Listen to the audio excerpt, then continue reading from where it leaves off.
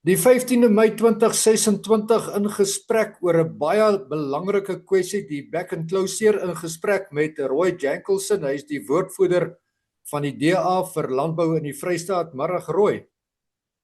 Goeiemiddag Sakkie. Roy, ek wil sommer dadelik met die deur in die huis val. Jy het so 2 dae terug 'n mediaverklaring uitgereik met skrikwekkende syfers aangaande die Vrystaat en back and close spesifiek. Bring ons net gou op datum wat betref die inhoud van daai verklaring voor ons nou 'n paar dinge met mekaar gesels asseblief.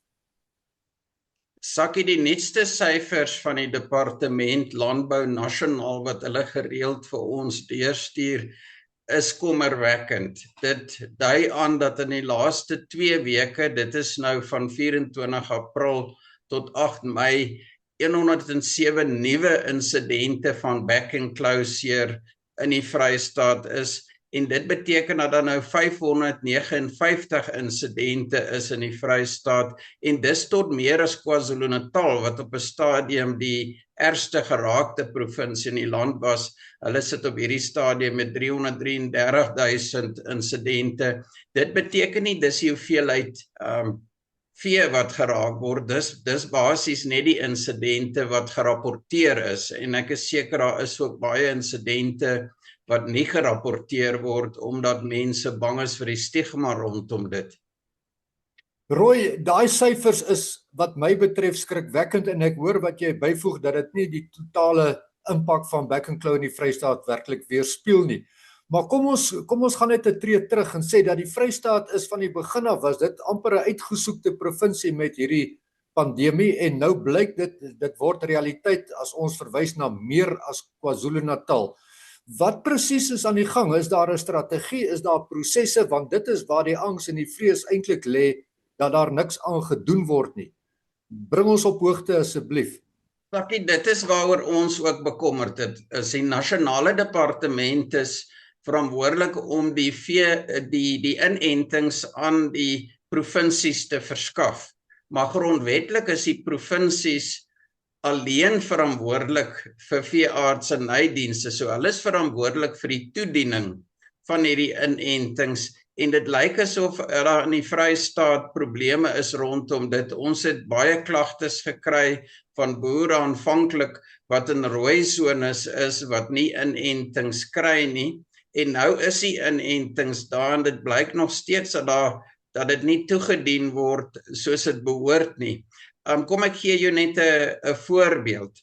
In die Vrystaat is daar al 837.912 inentings deur die nasionale departement aan die provinsie verskaf, maar daar is net 510.194 beeste ingeënt volgens die wat nou deur die veearts, die provinsiale veeartsdienste gerapporteer is. En dit beteken dat iewers, en ek weet nie of dit gaan oor die rapportering, die administrasie, of dat hulle net nie die hulpbronne het om dit toe te dien nie, maar daar is omtrent 327.718 inentings wat nog nie in die Vrystaat gebruik is volgens die nasionale departement se statistieke, of miskien is van hulle gebruik en die administrasie rondom dit is miskien net bietjie stadig. Ek gee hulle maar die voordeel van die twyfel,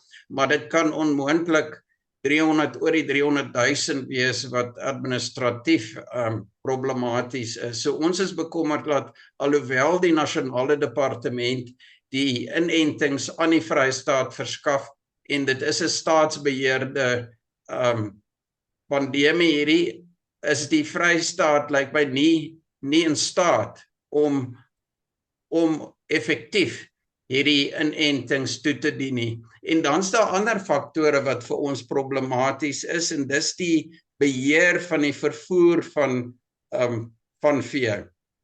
Ek was vanoggend, het ek deur Senekal gery op pad Bethlehem toe van Bloemfontein af, en net buite Senekal was daar 'n groot trok vol skape, en as jy inkom by Senekal, die trok het stil gestaan langs die pad, maar as jy inkom by Senekal, was daar toe 'n klomp verkeersbeamptes wat motors aftrek, En ek het stil gehou en vir hulle gesê, kyk julle na die permitte van die veeartse en die vervoerpermitte, want dit is 'n vereiste op hierdie stadium. Toe sê hulle nee, dis nie hulle werk om dit te doen nie, dis die polisie se werk. En in antwoord op 'n vraag aan die wetgewer van die LER verantwoordelik vir polisie in die Vrystaat, is dit duidelik dat die polisie ook nie die hulpbronne het om die beweging van vee in die Vrystaat te beheer nie. En dit is een van die probleme en hoekom hierdie siekte so versprei. Nou, ons was onder die indruk dat alle wetstoepassingsagentskap in die Vrystaat, dit sluit verkeer in, mede verantwoordelikheid aanvaar vir vee wat op die paaie beweeg. Hulle behoort spesifiek padblokkades te hê in gebiede wat erg getuister is, soos die Fezile-Dabi distrik daar in die noordwestelike Vrystaat en Tabom of Tsindiana distrik in die Oos-Vrystaat. En dit lyk vir my, hulle doen dit net nie. As 'n mens dit vergelyk met COVID-19, dan was daar baie ander reaksie, maar hierdie is net so erg vir ons landbougemeenskap en die ekonomiese impak op ons landbougemeenskap, en dit lyk asof die provinsie net nie ernstig is oor dit. Ek is bekommerd, Sakkie, laat die moontlik politiek gespeel word rondom dit, laat omdat die minister nou van 'n ander party is, dat daar doelbewuste pogings is om in hierdie proses te ondermyn. Roy, ek hoor presies wat jy sê en ons weet ook uit media en berigte en op en aanmerkings dat die minister nie 'n baie populêre ou is in hierdie stadium in die landbou nie, spesifiek met verwysing na Back and Claw. Dan is daar ook iets anders wat my pla. Hierdie ongelooflike hoë syfers, 300,000 ente wat nie gedokumenteer is nie. Dit in teenstelling met van die boere se kant af, en ek kan spesifiek verwys na Vrystaat Landbou. Die aanvanklike proses en die lotbeklaarheid dat daar nie enstowwe beskikbaar is nie. Nou wil dit blyk dat daar is, maar dit word nie toegedien nie. En al hierdie syfers en al hierdie gesprekke en al hierdie moontlike politiek is op die tafel, maar wat gebeur met die boer op die grond? En dan wil ek uitreik na jou toe en vra, Roy, is daar 'n plan om die man op die grond, die boere van die Vrystaat spesifiek, te hulp te stel en hulle te help met hierdie pandemie, buiten die syfers en buiten toesprake en politiek? Sakkie, hierdie moenie 'n politieke speelbal word nie. Dit het 'n geweldige impak op ons boere op die grond en op ons hele landbougemeenskap in die Vrystaat. Dit het 'n impak op hulle vermoë om hulle vee te verkoop, om uit te voer. So dit is nie iets wat 'n mens polities moet dryf nie.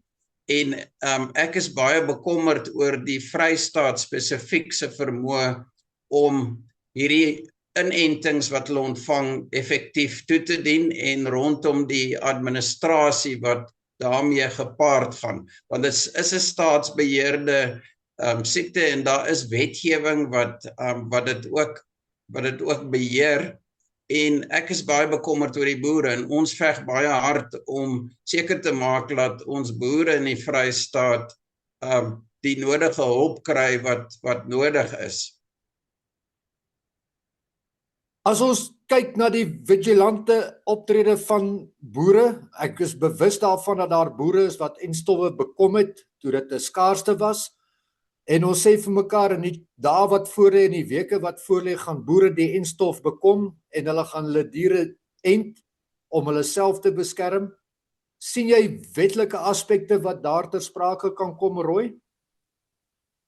Daar is wetlike aspekte wat ter sprake is.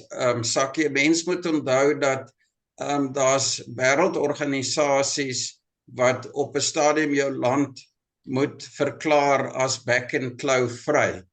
En indien ons nie binne die wetgewing werk en binne die rapporteringsmeganismes nie, dan gaan dit baie moeilik wees vir ons nasionale departement om aan hierdie wêreldorganisasies te kan verklaar dat Suid-Afrika Back and Claw vry is en sodat ons vee en ons vleisprodukte kan uitvoer, want ons weet dit het nie 'n impak op mense nie, maar dit het hierdie stigma wat daaraan verbonde is. Daar is sekere lande soos die Midde-Ooste wat die minister reeds onderhandel het, 'n paar lande daar wat bereid is om ons vleis en vleisprodukte in te voer. En ek weet die Wes-Kaapse minister van Landbou het hierdie geleentheid aangegryp en is besig om reeds te onderhandel met daai lande, en ons sou gehoop het, en ek het dit ook vir die LER in die Vrystaat genoem, dat ons in die Vrystaat ook daai geleenthede moet gebruik wat nou deur die nasionale minister oopgemaak is, maar intussen moet ons poog om soveel diere in te ent en laat daai diere wel op die stelsel is, want daar moet beheer wees oor dit sodat ons internasionaal kan rapporteer dat ons sterk op pad is om back and flow vry te wees, en dit gaan nie korttermyn, dit gaan 'n rukkie neem. Nou ons hoop dat die regering, soos hulle aangedui het, kan bly by die belofte dat daar 80% van nasionaal alle vee ingeënt kan word. Dis 'n redelike groot getal, want ons het nasionaal omtrent min of meer 14 miljoen beeste, en in die Vrystaat is daar 3 miljoen. En dit is 'n groot taak wat voor lê, maar dan moet almal saamwerk. En nog 'n ding wat my pla oor die Vrystaat, behalwe vir die gebrek aan beheermaatreëls met die vervoer van diere en wetstoepassing rondom dit, is ook die munisipaliteite wat nie hulle kan bring nie. Sakkie, hulle het ook 'n verantwoordelikheid tydens 'n pandemie wat eintlik 'n ramp is vir ons in die Vrystaat spesifiek. Het hulle ook 'n verantwoordelikheid om die beeste wat op hulle grond loop, ook hierdie meengronde, te beheer en ook te toets vir back and claw en seker te maak dat hulle ook ingeënt word. En ons is baie bekommerd dat ons munisipaliteite hierdie ding net nie ernstig opneem nie. As 'n mens met hulle op die grond skakel, is dit duidelik, en soos die verkeersbeamptes wat ek gekry het vanoggend, is dit duidelik dat hulle net hulle skouers optrek en hulle hande in onskuld was. Roy, ek wil vir jou sê, uit hierdie hele gesprek uit ervaar ek nie regtig iets positiefs nie. Maar ek spreek die hoop uit en die dank teenoor jou, die DA ook in die Vrystaat, en elke liewe een wat betrokke is om hierdie ramp die nek in te slaan terwille van ons boere en natuurlik ons ekonomie in Suid-Afrika.